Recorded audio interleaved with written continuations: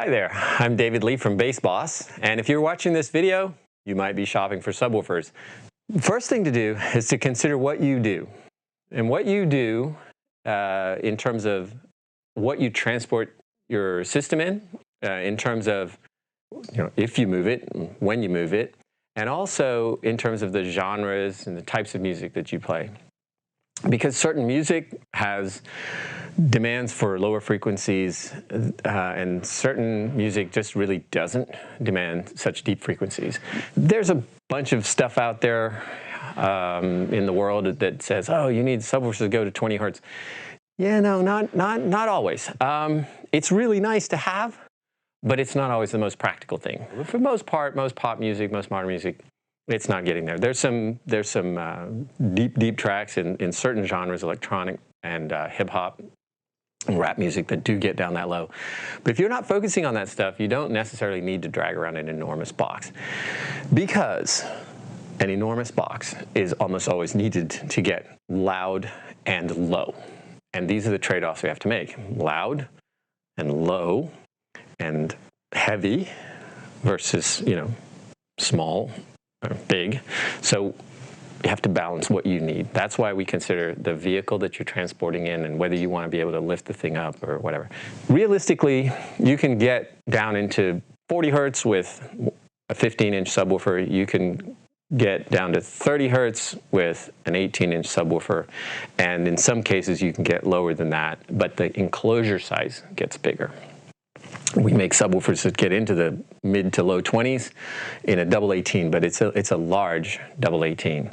So if you want to go that low and you need to go that low, you need to be looking at something relatively large. If you're not looking at something large to go that low, it's not going to be that loud, and it might also not be that cheap, and it might per decibel, and it might not be that light. If you're doing 90s hip hop and pop music and 70s rock, you really don't need to go much below 40. In fact, most of the stuff doesn't go below 50 hertz. Looked at a lot of it, and if you have the opportunity, run a spectrum analyzer on your nights set and just leave it on infinite averaging, and you'll see where the peaks are. They're probably not going to get anywhere down that low. So the misnomer is that you might need something that goes to 20 hertz. It's, like I said, I love it when you have it, but realistically you have to evaluate if you need it. If you have to have a loud system for you covering large rooms, and people ask us, how many people will it cover? It's like, well, how tight can you pack them in the space is another question. I mean, you can cover 300 people with an enormous system, and you can really crush them with it in a small room, or you can have a small system cover 700-800 people in a gazebo in a park, and it'll be fine.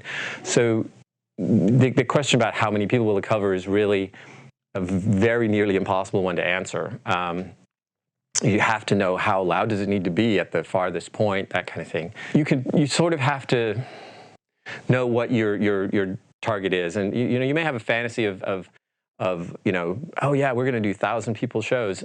You might want to build to that. You might want to start with something that is scalable, so you can have something to start off with now, because hey, a relatively small system can do 1,000 people, just can't crush them. And realistically, do you need to? So it's very difficult to answer the question of how many boxes or how many people will a box cover. So we're at the point where you got to figure out how loud does it need to be. Generally speaking, bigger boxes tend to be able to do more SPL than smaller boxes, just by virtue of the displacement. Little side note, volume is literally volume. It's the displacement. It's how much air are you displacing, how much volume of air are you displacing. Now, it is frequency dependent, and as you go lower, you need to displace more and more volume to get the sound pressure level in those lower frequencies, and that's why bigger boxes at lower frequencies can actually get louder. How do you pick the best of the bunch in a sort of a category? So you say, okay, I need a box that's as light as possible. I need to be able to pick it up. Or I want the biggest box I can get because I can move as much stuff, and me and my friends and I technically can move a bunch of stuff. I don't care about how big it is. I just want it to be loud. And so you made that decision. Then how do you pick from what's available. One of the things in subwoofers that you have to realize is that power is important and speakers are inefficient. So you do want a lot of power, but you don't want a lot of peak power, because peak power is usually measured at a frequency of 1 kilohertz, which is way outside the range of where you're going to use a subwoofer, and it's measured for a duration which is so short that it's not long enough to make even one cycle of a 100 hertz note. So it won't even make the cone go out, in, and back again. It'll just, and it's done. So peak power in subwoofer amplification is largely irrelevant. Ignore it. Don't even count it.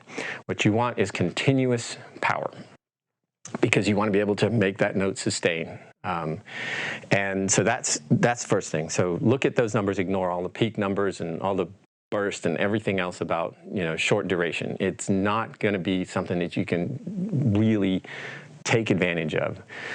It's great in upper frequencies because the wavelengths are shorter and the time duration is shorter, so you can really take advantage of it there. But for subwoofers, it's not nearly as beneficial.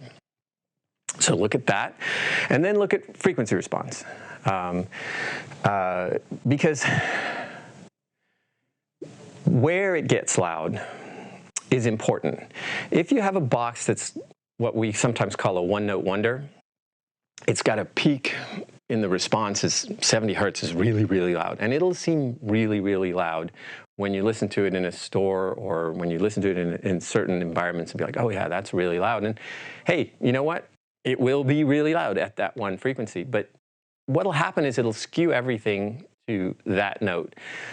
And the way music, in my view, and in the view of what I want to hear from a sound system, is I don't want the sound system to dictate what the music sounds like. I want the composer, the artist, the producers, however it is that that's created, I want them to put that into the recording, and then I want the sound system to reproduce it as faithfully as possible. And faithfully, fidelity, these are synonyms. So we want that as accurate as possible reproduction. That means that if they put in a note at a certain level at 70 hertz and another note at what's supposedly the same level at 40 hertz, then we should hear them at roughly the same level. If the box can't do that, you hear the 70 hertz note really, really loud, and you barely hear the 40 hertz note at all. And that's not what was really intended in the recording. So this is why the frequency response being flat is important. You want the translation from the artist's vision, their imagination, their creativity to get to the audience. You're trying to provide the audience the experience of what the artist, whether that's you or your favorite, producer or whoever that is, that you're trying to get that information to the audience. So you want something that has flat frequency response that goes as low as you've previously determined you need it to go for the types of music that you're going to play. It's practical to move around. Let's just say that sometimes you'll see a peak SPL number, and it won't be disclosed that that actual peak SPL number for a subwoofer was generated at 400 or at 5 or 6 or 800 hertz, which is way outside the range that you're going to use a subwoofer. So it's totally irrelevant information. So you want to know what it'll do within the operating band that you're going to use it, from 20 to 80, from 30 to 80, from 40 to 95, wherever that is. You should look at what's it going to do there and what's it going to do continuously there. Because that's what you're going to have as your reference to compare to something else. You don't want to be able to run out. You have a subwoofer that's not got that much power in the continuous power. It'll do this peak thing. It's very brief. Won't do any good sustained low end. You won't be able to feel it at a distance. It just doesn't fill the space. And filling the space is how you involve the audience in the music, in what you're doing in terms of a performance. So you want to be able to fill the space with the bass. And so that's going to require smooth frequency response, continuous output capability, and sufficient power to be able to do that and to survive. There's a lot of quotes out there in terms of specifications. You look at the specifications, it'll say it'll do this. And a lot of times people call that WLS, or when lightning strikes specifications, because you're not going to see that happen probably in your lifetime. But if you did, it would be right before all the magic smoke comes out. And once the magic smoke comes out, you can't put it back in again. That's a lot of work. So best to plan for your use case scenario and find something that'll do that, do it reliably, do it consistently, and avoid the folks who are trying to sell magic more than they are trying to sell you something real. In that context, what I would say is that realistically think about it this way. You don't want to buy boxes. You don't want to buy wood and metal and magnets and capacitors and so on. What you want is the sound in the room. So if the system that you purchase can deliver the sound in the room with less boxes, then the value is in how much that individual thing can do, not in how much it costs for one piece. And that's one of those subjective things you have to evaluate. Where are you on the spectrum of how do I evaluate? How do I choose what's valuable?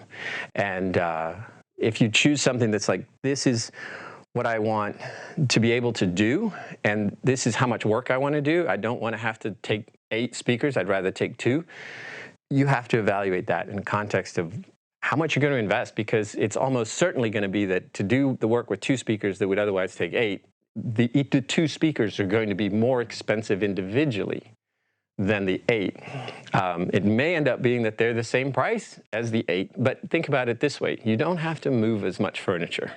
So these are the factors that you really need to consider in terms of when you're shopping for subwoofers, and hopefully this will help you choose the right subwoofer for your particular purpose.